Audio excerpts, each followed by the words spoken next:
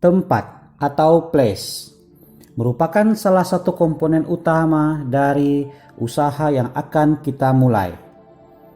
Ini komponen penting, malah bisa dibilang yang terpenting, karena bermula dari tempat, kita bisa menentukan apakah bisnis kita cocok di tempat tersebut, atau bisa saja timbul ide bisnis lain setelah kita menganalisa suatu tempat atau lokasi bisnis. Sebelum Anda memulai sebuah bisnis, pilihlah dulu tempat usaha yang paling tepat untuk usaha Anda tersebut. Lakukan riset dan perbandingan beberapa pilihan tempat usaha sebelum Anda menentukan lokasi yang paling strategis dan cocok untuk bisnis Anda. Karena lokasi yang tepat sangat mempengaruhi keberhasilan penjualan produk yang Anda tawarkan. Sebagai contoh, jika di sekitar tempat tersebut banyak di lingkungan mahasiswa atau kampus, tentulah bisnis yang paling baik yang harus kita buka adalah bisnis yang menargetkan mahasiswa sebagai klien utama kita. Misalkan laundry, kos-kosan, warung makan, hingga ATK atau fotokopi. Berikut ini kita bisa analisa 10 faktor penting dalam menentukan tempat usaha kita. Antara lain, 1. Tingkat kepadatan penduduk sekitar. Jadi, suatu daerah pasti kita akan ketemu yang namanya daerah lama atau daerah baru berkembang. Nah, jika bisnis Anda menargetkan seluruh masyarakat bisa membelinya, tentu daerah yang mempunyai kepadatan penduduk yang ramai akan menjadi pilihan utama. Jadi, Anda bisa memilih daerah pemukiman lama atau sebagai salah satu target Anda. Karena di situ pasti tingkat kepadatan penduduknya lebih banyak daripada daerah pemukiman yang baru berkembang. Jadi, masalah lokasi, tingkat kepadatan penduduk juga merupakan salah satu faktor yang harus Anda pertimbangkan dalam menentukan letak lokasi bisnis Anda. Kemudian yang kedua, Anda bisa melihat besar pendapatan masyarakat sekitarnya. Ya, salah satu indikator yang dapat Anda gunakan untuk memetakan kondisi ini adalah melihat mayoritas pekerjaan penduduk di daerah tersebut. Apakah mereka pekerja lepas, pegawai, mahasiswa, dan lain sebagainya. Misalkan daerah kampus, tentunya didominasi oleh mahasiswa. Dan jualan yang cocok untuk mahasiswa adalah jualan produk yang berbau milenial.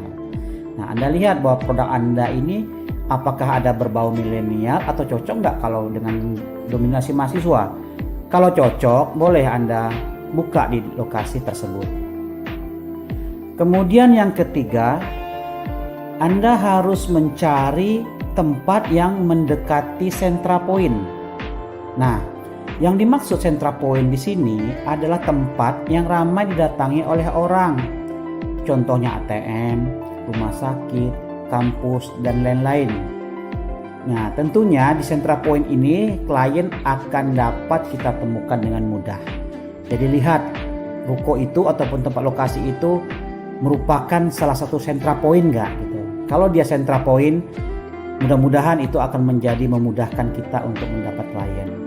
Ya, sebagai contoh lah kita lihat di beberapa kota besar, misalnya di Jakarta, kalau Anda lihat ada ATM, hampir dekat dengan ATM itu pasti ada orang jual gorengan.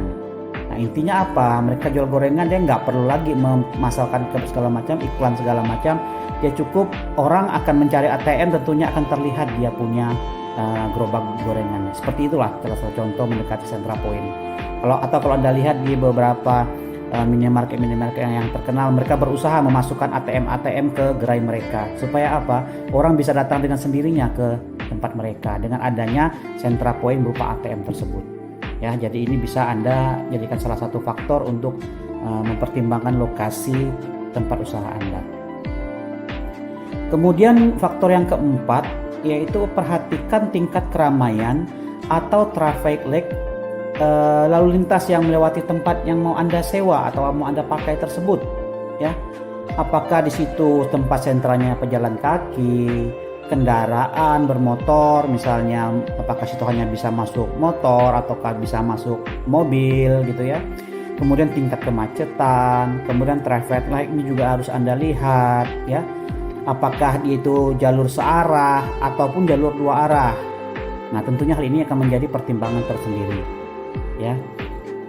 Jadi kalau misalnya traffic light, apakah lokasi itu benar-benar di depan traffic light, tentunya memang enak dilihat, tetapi orang sangat sulit untuk singgah. Nah, hal seperti itu perlu Anda perhatikan, ya. Nah, kemudian yang kelima, Anda harus berusaha mendekati usaha yang sejenis, ya, atau banyak usaha yang mendukung usaha Anda di lokasi tersebut, ya. Nah, ini contohnya misalkan Anda nih mau jualan buah-buahan misalnya.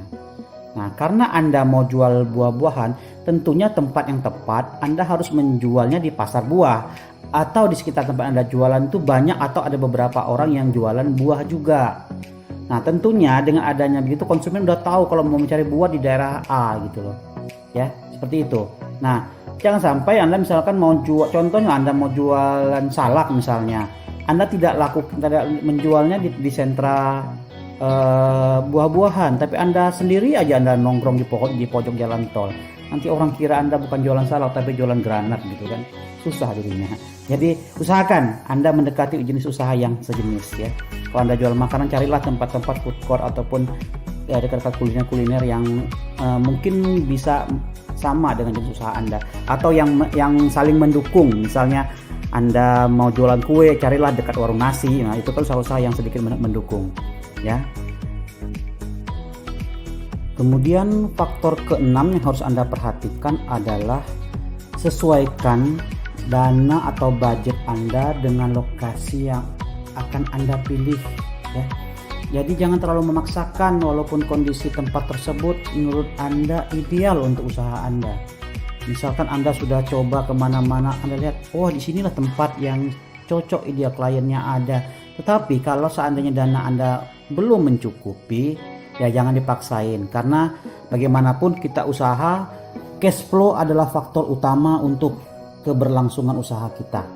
Jadi tidak apa-apa kita untuk mengalah terlebih dahulu, kita cari lokasi lain. Nanti kalau sudah memungkinkan dananya, baru kita ambil lokasi yang menurut kita tadi sangat prospek sekali, ya. Jadi sekali lagi sesuaikan dana dengan lokasi usaha yang Anda pilih.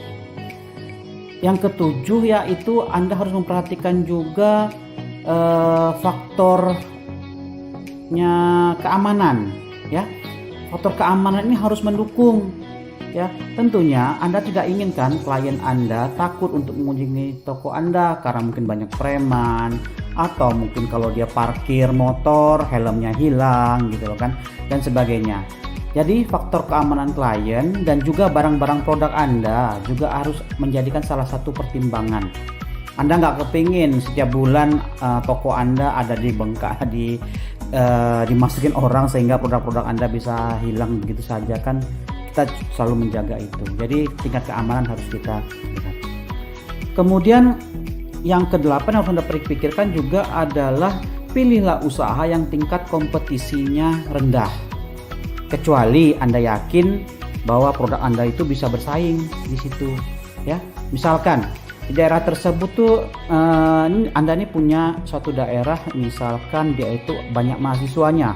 Memang bukan daerah kampus, tetapi banyak mahasiswa daerah situ. Tentunya usaha laundry tadi sangat prospek.